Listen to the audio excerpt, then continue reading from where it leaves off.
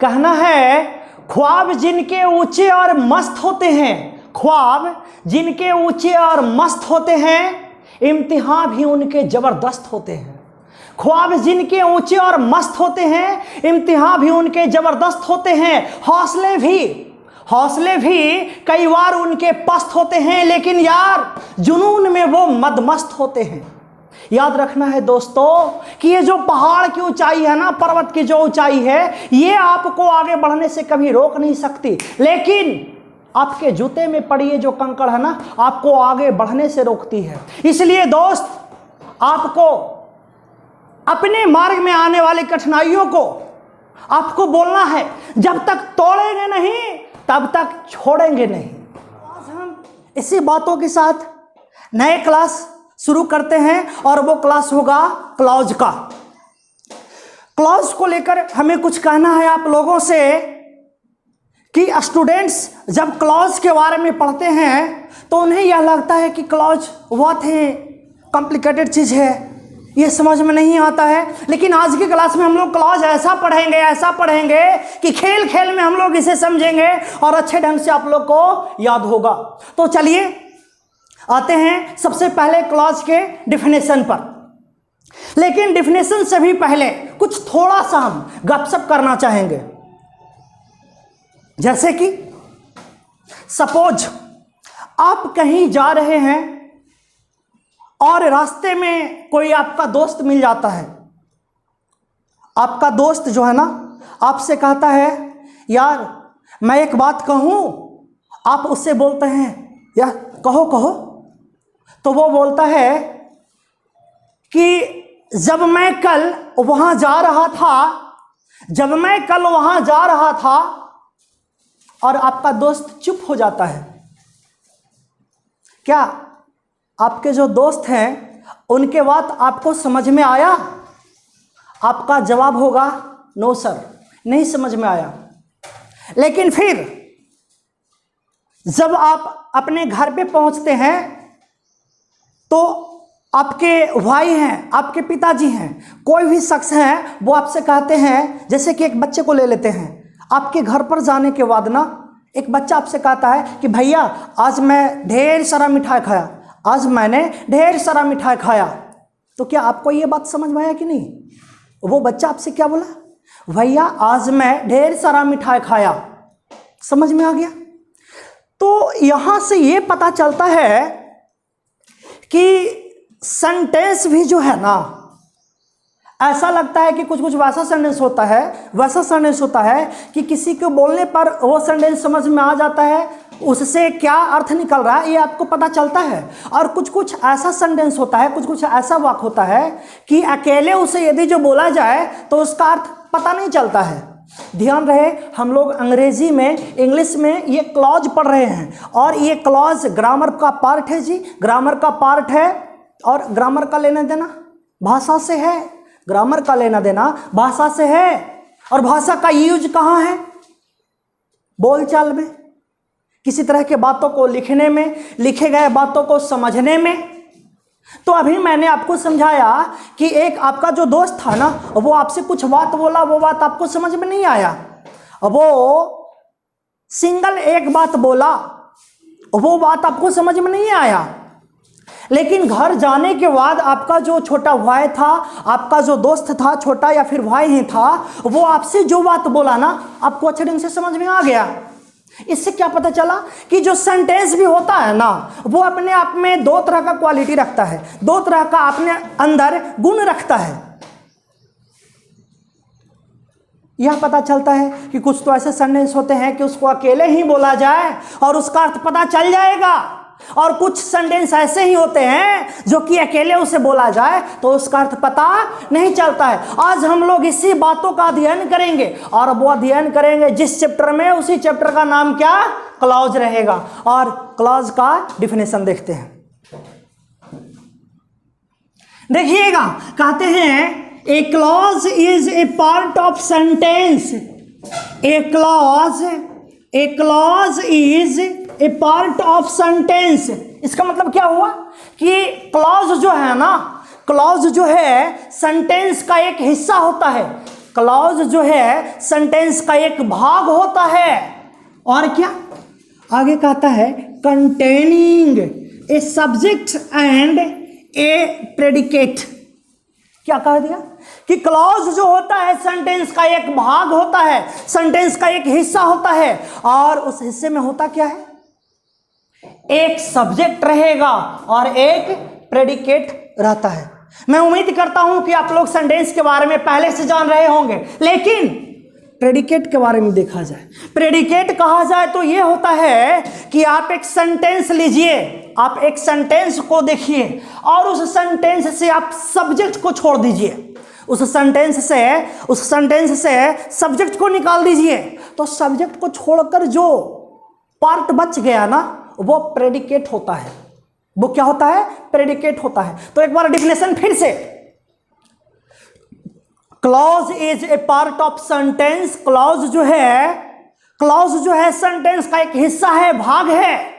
Containing a subject, जिस भाग में, जिस हिस्सा में होता है क्या, एक सब्जेक्ट होगा और एक प्रेडिकेट होता है, वो क्लॉज कहलाता है। और क्लॉज का हिंदी हम लोग जानते हैं उपवाक्य। वाक्य में भी वाक्य होगा, वो उपवाक्य होता है।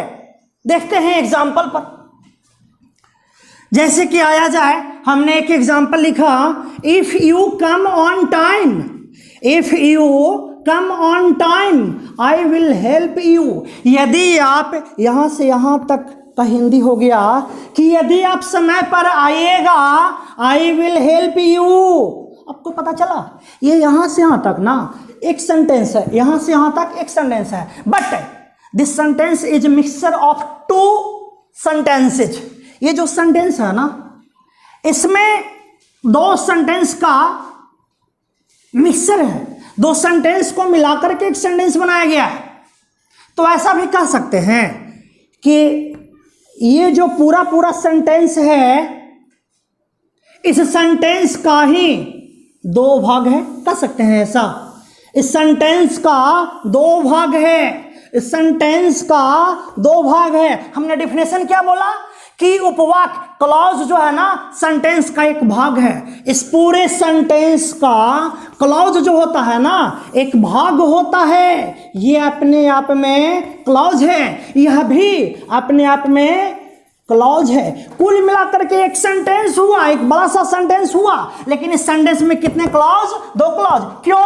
क्योंकि सेंटेंस का ये दो खंड है, दो भाग है, दो हिस्सा है, और दोनों हिस्सा जो हुआ ना अपने आप में क्या है, क्लॉज है। और क्लॉज होने का एक कंडीशन भी है, डिफिनेशन में रखा हुआ था। प्रत्येक क्लॉज में, सेंटेंस के हिस्सा में, सेंटेंस का जो पार्ट होगा ना उसमें क्या क्या होना चाहिए, एक सब्जेक्ट होना चाहिए और एक प्रेडिकेट होना चाहिए। तो देखिएगा, अभी मैंने जो सेंटेंस लिखा, इस सेंटेंस में जो दो पार्ट है, प्रत्येक पार्ट में सब्जेक्ट और वर्ब, यानी कि सब्जेक्ट और प्रेडिकेट है या भी नहीं, ये देखना है। देखते हैं, आप देख सकते हैं इसको। ये क्या, ये वाला क्लॉज को लिया जाए, ये वाला क्लॉज को लिया जाए, तो इसमें यू जो हो गया सब्जेक्ट हो गया। यू क्या है, सब्जेक्ट है। यू अपने आप में ये सब्जेक्ट है। और ये देखिए कम ऑन टाइम, ये क्या हो गया, इसको हम लोग प्रेडिकेट कह लेंगे। तो क्लॉज बनने का ये जो कंडीशन है ना कंप्लीट हो गया। क्लॉज बनने का ये जो कंडीशन है पूरा हो गया, इसको हम क्लॉज कहेंगे। क्यों कहेंगे? क्योंकि इस पार्ट में सब्जेक्ट है, इस पार्ट में सब्जेक्ट के साथ साथ क्या, प्रेडिकेट है, इसे हम क्लॉज कहेंगे। यही नहीं, और भी एक पार्ट को देखिए ना, इसमें भी क्या, इसमें सब्जेक्ट नहीं दिखा, सब्जेक्ट है, इसमें आई सब्जेक्ट है। और इसके बाद फिर देखिए जो पूरा बच गया ना वो क्या है, प्रेडिकेट है। ये जो पूरा बच गया प्रेडिकेट है वो। तो इस तरह से देख सकते हैं कि ये सेंटेंस और इस सेंटेंस में कितने क्लॉज, दो क्लॉज आए। आगे देखा जाए, फिर लिखते हैं, Monu was reading English, Monu was reading English when I went to him, when I went to him. क्या बोला कि मोनू जो है ना अंग्रेजी पढ़ रहा था, जब मैं उसके यहां गया, मोनू अंग्रेजी पढ़ रहा था। पता चलता है इसमें भी दो पार्ट है, इसमें भी दो पार्ट है। कहां से कहां तक देखिए ना, ऐसे देख सकते हैं आप, एक पार्ट ये रहा और एक पार्ट ये रहा, लेकिन दोनों मिल करके क्या बना था? दोनों मिल करके एक ही सेंटेंस बनाया था। समझ पा रहे होंगे आप? ये एक सेंटेंस जो है ना, दो क्लॉज से मिलकर के बना हुआ है, दो हिस्सों से मिलकर के बना हुआ है, दो पार्ट से मिलकर के बने हुए हैं। और क्लॉज बनने के लिए कंडीशन क्या था कि प्रत्येक क्लॉज में आप यदि जो इस हिस्से को क्लॉज मानते हैं तो क्लॉज बनने के लिए क्या चाहिए? उसमें एक सब्जेक्ट चाहिए और प्रेडिकेट चाहिए। देखिए ये मोनू क्या है? मोनू सब्जेक्ट हो गया, और ये जो बच गया ये क्या? प्रेडिकेट आया। अब ये देखिए, इसमें सब्जेक्ट और प्रेडिकेट मिल गया, इसको हम क्लॉज कहेंगे। तो उसी तरह से अगला जो हिस्सा बचा, अगला जो पार्ट है, उसमें भी देखिए, उसमें भी सब्जेक्ट बचना चाहिए। तो क्या ये जो वेन है ना, ये जो आई है, ये सब्जेक्ट है, और फिर इसके बाद क्या? ये जो बेंड टू हिम बच गया, ये क्या है? प्रेडिकेट है। जब सब्जेक्ट एंड प्रेडिकेट मिल ही गया तो इसको भी हम क्लॉज कहेंगे। इसका मतलब क्या हुआ कि इस सेंटेंस में दो क्लॉज दिखा, इस सेंटेंस में दो क्लॉज दिखा। अब हम लोग देखते हैं इसके बाद कि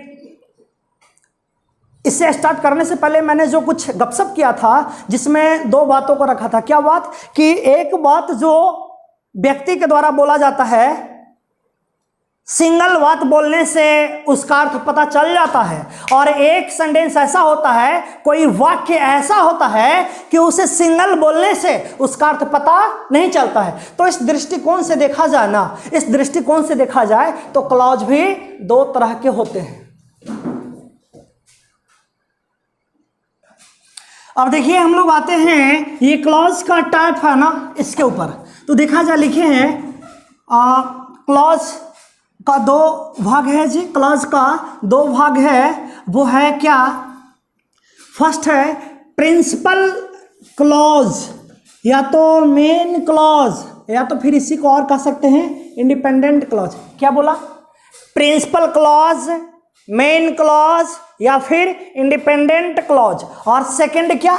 सेकंड देखिएगा सबऑर्डिनेट क्लॉज, या तो फिर डिपेंडेंट क्लॉज। क्या बोले? सबऑर्डिनेट क्लॉज या तो फिर डिपेंडेंट क्लॉज। अब आते हैं हम लोग इसके डिफिनेशन पर। तो प्रथम में देख रहे हैं प्रिंसिपल क्लॉज के बारे में। प्रिंसिपल क्लॉज के बारे में, इसके बारे में देखा जाए, क्या लिखे हैं? प्रिंसिपल क्लॉज लिखे हैं the clause which does not depend on other clause, the clause which does not depend on other clause to complete its meaning or sense is called principal clause। कहने का मतलब यह हुआ कि आपको सेंटेंस जो दिया जाएगा उसमें हो सकता है कि दो क्लॉज रहे, लेकिन उसमें एक क्लॉज वैसा होगा कि उसे आप अकेले पढ़िएगा, मतलब कि उस सिंगल पार्ट को पढ़िएगा, उस सिंगल क्लॉज को पढ़िएगा, तो उस सिंगल सेंटेंस को अपने अर्थ की पूर्ति के लिए, अपने अर्थ की पूर्ति के लिए आपको कोई दूसरे सेंटेंस को कनेक्ट करने का जरूरत नहीं पड़ेगा। वो प्रिंसिपल क्लॉज कहलाता है। एक बार फिर से, वह क्लॉज जो अपने अर्थ की पूर्ति के लिए कोई दूसरे क्लॉज पर निर्भर नहीं करे, वैसा क्लॉज, वैसा पार्ट, वैसा सेंटेंस जो अपने अर्थ की पूर्ति के लिए कोई दूसरे क्लॉज पर निर्भर नहीं करे, वो प्रिंसिपल क्लॉज कहलाता है। अब हम लोग इसके बाद देखेंगे सबऑर्डिनेट क्लॉज। एग्जाम्पल देखना है तो प्रिंसिपल क्लॉज और सबऑर्डिनेट क्लॉज का डिफिनेशन देख लेंगे, और दोनों का एग्जाम्पल साथ में ही देखेंगे हम लोग। इसलिए अभी इसके जस्ट बाद फिर से हम ये सबऑर्डिनेट क्लॉज का डिफिनेशन ही देखेंगे। चलिए दीपक।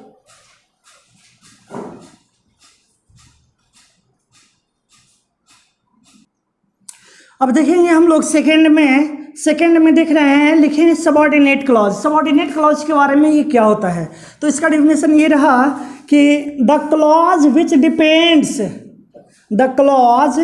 Depends on other clause to complete its meaning और sense is called subordinate clause. कहने का मतलब यह हुआ कि आपको सेंटेंस मिलेगा, फिर देखना है कि उसमें हो सकता है कि दो क्लॉज रहे, दो पार्ट रहे। तो अब बात है कि किसको कहेंगे प्रिंसिपल क्लॉज, किसको कहेंगे सबऑर्डिनेट क्लॉज। तो अभी अभी मैंने बता रखा आप लोग को प्रिंसिपल क्लॉज के लिए क्या था कि वह क्लॉज जो अपने अर्थ की पूर्ति के लिए, वह क्लॉज क्या जिसके बारे में बोल रहे हैं, प्रिंसिपल क्लॉज के बारे में बोल रहे हैं कि वह क्लॉज जो अपने अर्थ की पूर्ति के लिए कोई दूसरे क्लॉज पर निर्भर ना करे, वो होता है प्रिंसिपल क्लॉज। इसका मतलब क्या हुआ कि वह क्लॉज जो कि उसको अर्थ निकालना हो, उस क्लॉज का अर्थ निकालना हो, तो उसके साथ हमको कोई और दूसरे क्लॉज को जोड़ना नहीं पड़ेगा, उसको प्रिंसिपल क्लॉज कहेंगे। वो खुद अकेले पार्ट रहेगा, अकेला क्लॉज रहेगा और उसका अर्थ हम लोग को पता चल जाएगा, वो प्रिंसिपल क्लॉज होता है। लेकिन आज अभी हम क्या पढ़ रहे हैं, सबऑर्डिनेट क्लॉज। सबऑर्डिनेट क्लॉज का डेफिनेशन जस्ट उसका उल्टा हो जाएगा।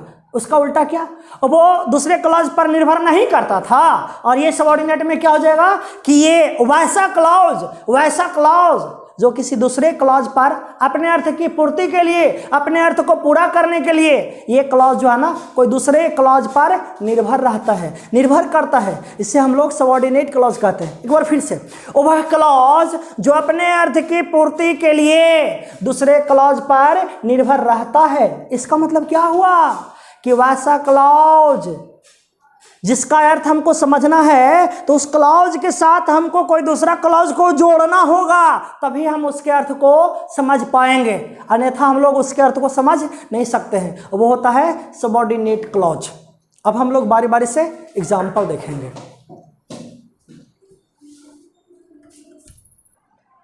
देखिएगा, हम लोग एग्जाम्पल पे आते हैं।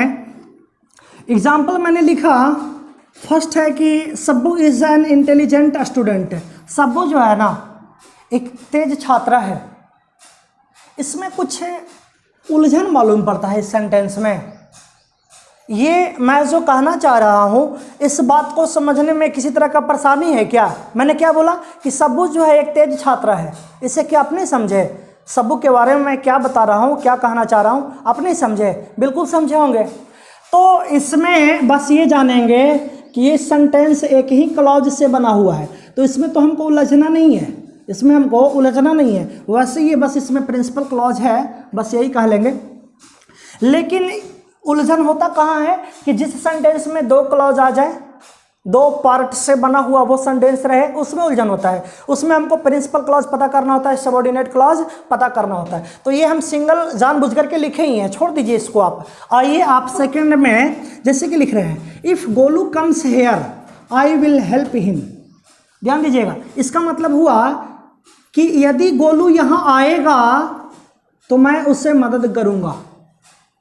आपको डिफिनेशन याद रखना है। प्रिंसिपल क्लॉज के लिए मैंने क्या बोला था कि वह क्लॉज जो अपने अर्थ की पूर्ति के लिए कोई दूसरे क्लॉज पर निर्भर नहीं रहता हो, उसको प्रिंसिपल क्लॉज कहते हैं। और वो क्लॉज जो अपने अर्थ की पूर्ति के लिए कोई दूसरे क्लॉज पर निर्भर रहता है, उसको सबऑर्डिनेट क्लॉज कहते हैं। अब हम लोग बारी बारी से ये जो कंप्लीट हमको सेंटेंस दे दिया गया है, हम लोग को सेंटेंस दे दिया गया है, तो उस सेंटेंस में हम देखेंगे कि कितना पार्ट है, कितना हिस्सा से मिलकर के वो सेंटेंस बना है। तो हमको देखना है कि देख रहे हैं कि गोलू है, फिर प्रेडिकेट है, फिर एक सब्जेक्ट है आई, और फिर प्रेडिकेट है। इसका मतलब कि इसमें दो पार्ट है, यानी कि दो क्लॉज है। क्यों? इसको हम अलग बांटे, इसको एक पार्ट समझे, तो इसमें भी सब्जेक्ट है, प्रेडिकेट भी है, और फिर सेकंड पार्ट जो हम निकाले अलग, सेकंड पार्ट जो निकाले, तो इसमें भी सब्जेक्ट है, इसमें भी प्रेडिकेट है। देख सकते हैं, सब्जेक्ट है, प्रेडिकेट है, इसमें क्या सब्जेक्ट है, ये क्या प्रेडिकेट है, देख पा रहे हैं आप। लेकिन अब बात था क्या जिसकी, किसको प्रिंसिपल क्लॉज कहेंगे, किसको सबऑर्डिनेट क्लॉज कहेंगे। तो आप बारी बारी से दोनों का आप हिंदी करिए, बारी बारी से दोनों क्लॉज का हिंदी करिए, और सिर्फ एक ही क्लॉज को हिंदी करने से उसका अर्थ यदि जो पता चल जाए, क्या बोला मैंने कि सिर्फ एक ही क्लॉज का हिंदी करने से यदि जो उसका अर्थ पता चल जाए, उसका कुछ अर्थ निकलता है, उसका कुछ मतलब निकलता है, तो वो वाला प्रिंसिपल क्लॉज हो जाएगा। और यदि जो उसका अर्थ पता नहीं चलता है, यदि जो उसका अर्थ पता नहीं चलता है, उसको आप समझने का प्रयास करिएगा, हिंदी करने की कोशिश करेंगे, तो उसका अर्थ नहीं निकलेगा, उसका कुछ भी मतलब नहीं निकलेगा, वो सबऑर्डिनेट क्लॉज हो जाएगा। तो देखते हैं, आप सोचिए ना, वैसे ही आपको कोई कह दे आदमी क्या चीज कि यदि गोलू यहाँ आएगा, यदि गोलू यहाँ आएगा, और फिर इसके बाद वो आदमी कुछ भी नहीं बोलता आपसे, वो क्या बोला केवल कि यदि गोलू यहाँ आएगा, और फिर इसके बाद ऐसा नहीं लगता है कि इसके बाद बोलो कुछ इसके बाद होना चाहिए, लेकिन वो व्यक्ति कुछ नहीं बोलता है। क्या बोलकर छोड़ दिया कि यदि गोलू यहाँ आएगा। इसका अर्थ आपको पता चला? नहीं पता चलता है, ऐसा लगता है कि इसमें कुछ घट रहा है, इसमें कुछ और ऐड करना है। जब इसका अर्थ पता ही नहीं चला तो इसको नाम दे दीजिए ना। क्या नाम दे देना? सबऑर्डिनेट क्लॉज हो गया। और एक क्या बोले थे कि जिसका अर्थ पता चल जाए वह क्लॉज, जिसका अर्थ पता चल जाए। अपने आप सिंगल क्लॉज को पढ़ेंगे हम, समझने का कोशिश करेंगे, उसका अर्थ निकल गया वो प्रिंसिपल क्लॉज होगा। जैसे कि देखिए, आपको कोई व्यक्ति कहे कि आपको मालूम, आप जानते हैं कि मैं गोलू को मदद करूंगा, तो ये पता नहीं चल रहा है कि कोई आपको कह रहा है गोलू को मदद करने के लिए, आपको बता रहा है कि वो गोलू को मदद करेगा। इसे साफ पता चलता है, स्पष्ट पता चलता है। यानी कि इसको हम लोग क्या कह लेंगे? प्रिंसिपल क्लॉज कह लेंगे। इसमें ये क्लॉज से अकेले अर्थ नहीं निकल रहा था, इसलिए सबऑर्डिनेट क्लॉज हुआ। और ये ऐसा क्लॉज था, ऐसा पार्ट था कि अकेले रह करके ही कुछ अर्थ दे देता है, इसका मतलब निकलता है, तो ये प्रिंसिपल क्लॉज हुआ। अच्छा, तो क्या सबऑर्डिनेट क्लॉज का अर्थ कभी नहीं निकलेगा? तो निकलता है ना, इसका डिफिनेशन ही लिखा दिया गया था कि ये अपने अर्थ की पूर्ति के लिए निर्भर करता है दूसरे क्लॉज पे। यानी कि जब इसके अर्थ को जानना चाहेंगे तो इस क्लॉज को दूसरे क्लॉज के साथ जोड़ना पड़ेगा। यानी कि इस क्लॉज के साथ ना कोई दूसरा क्लॉज को जोड़िएगा तभी अर्थ पता चलेगा। अब देखिए, इसको जोड़ करके बोलिए ना, आई विल हेल्प हिम, जोड़िएगा इसमें तो इसका भी पता चल जाएगा। क्या कि if Golu comes here I will help him. हो गया क्या कि यदि गोलू यहां आएगा तो मैं उसे मदद करूंगा। इसके तो अकेले में अर्थ निकल रहा था, इसका अकेले में अर्थ निकल रहा था, लेकिन इसको जब जोड़े तो इसका भी अर्थ आने लगा। इसका अकेले में अर्थ नहीं निकल रहा था, लेकिन दोनों को हम ज्वाइंट किए, प्लस किए, दोनों को ऐड किए हैं आपस में, तब इसका भी अर्थ निकल गया है। तो यह रहा सबऑर्डिनेट क्लॉज, यह रहा प्रिंसिपल क्लॉज। आगे और भी एग्जाम्पल देखते हैं। लिख रहे हैं माई फ्रेंड फोन्ड मी। मेरे दोस्त ने मुझे फ़ोन किया, मेरे दोस्त ने मुझे फ़ोन किया। कब? When I was reading, जब मैं पढ़ रहा था। इसमें आपको क्या निकालना है? प्रिंसिपल क्लॉज ढूंढिए और सबऑर्डिनेट क्लॉज ढूंढिए। तो याद है ना डिफिनेशन क्या? कि वह क्लॉज जो अपने अर्थ की पूर्ति के लिए कोई दूसरे क्लॉज पर निर्भर ना रहे वो प्रिंसिपल हो जाता है, और वह क्लॉज जो अपने अर्थ की पूर्ति के लिए कोई दूसरे क्लॉज पर निर्भर रहता है वो सबऑर्डिनेट क्लॉज हो जाता है। बारी बारी से क्या करना है? यदि जो आपको सेंटेंस दे दिया उसमें दो क्लॉज है, उसमें दो पार्ट है, वो सेंटेंस आपके समक्ष रख दिया गया है, तो बारी बारी से जो क्लॉज होगा ना उसका हिंदी करके देखिए। यदि जो उसका अर्थ पता चल गया, उसका अर्थ समझ में आ गया, उस क्लॉज का अर्थ समझ में आ गया, तो वो प्रिंसिपल क्लॉज होगा। जैसे कि देखिए, आपको किसी ने क्या बोला कि माय फ्रेंड फोन्ड मी, मेरे दोस्त ने मुझे फ़ोन किया। नहीं, इसका अर्थ पता चला, बिल्कुल पता चलता है। क्या बोला कि मेरे दोस्त ने मुझे फ़ोन किया, और ये जब इसका अर्थ पता चल ही गया तो इसको नाम दे दीजिए ना। क्या नाम पड़ जाएगा? Principal clause. अब इसको अर्थ करके देखिए, इसको हिंदी करके देखिए, इसका हिंदी निकलेगा एकदम शुद्ध, ये निकलेगा। अब अलग एकदम इससे डिस्कनेक्ट करके इसको देखिए, इस सेंटेंस को इसमें जोड़ना नहीं है, एकदम मान लिया जाए कि कुछ भी नहीं लिखा हुआ इधर, बस ये लिखा हुआ है, आपको ये दिया गया है। तब इसका अर्थ क्या निकला? निकला कि जब मैं पढ़ रहा था। क्या ये लगता है कि अपने आप में कंप्लीट अर्थ देता है? जब मैं पढ़ रहा था, आपसे कोई कहे कि जब मैं पढ़ रहा था, तो नहीं लगता है ऐसा कि इसमें कुछ और जुटना चाहिए? कुछ ये कम बोला है, इसको कुछ और बोलना है। क्या पता चला इससे कि ऐसा पार्ट है, ऐसा सेंटेंस है कि सिंगल इसी को अपने आप में जब पढ़ते हैं तो ये कंप्लीट अर्थ नहीं दे रहा है, और इसी कारण तो इसको हम कह लेंगे क्या ये सबऑर्डिनेट क्लॉज हो गया। लेकिन हाँ, इसका अर्थ पता चलेगा, इसका अर्थ पता चलेगा। कब पता चलेगा? जब इसको हम कनेक्ट करके जोड़ेंगे, कनेक्ट करके देखेंगे प्रिंसिपल क्लॉज के साथ, तब इसका अर्थ भी निकलेगा। और ये तो ऑलरेडी ऐसे ही अर्थ दे देता है। तो ये रहा प्रिंसिपल क्लॉज और ये रहा सबऑर्डिनेट क्लॉज।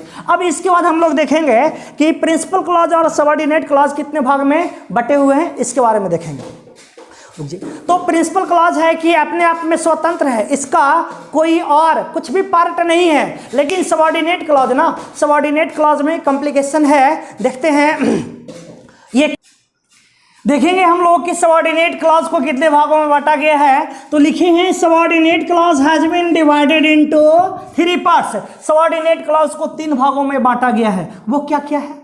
सबऑर्डिनेट क्लॉज को 3 भागों में बांटा गया है। वो फर्स्ट है, प्रथम है नाउन क्लॉज। प्रथम क्या बोला मैंने? Noun clause. और सेकंड क्या? एडजेक्टिव क्लॉज है। सेकंड एडजेक्टिव क्लॉज है। एंड थर्ड वन क्या? एडवर्ब क्लॉज है। ये रहा हमारा सबऑर्डिनेट क्लॉज का टाइप। और आज का क्लास इतना ही तक, और इसके बाद हम लोग अगले वीडियो में देखेंगे। और आगे के लिए धन्यवाद। और आप लोगों से रिक्वेस्ट, ये यदि जो मेरा पढ़ाया हुआ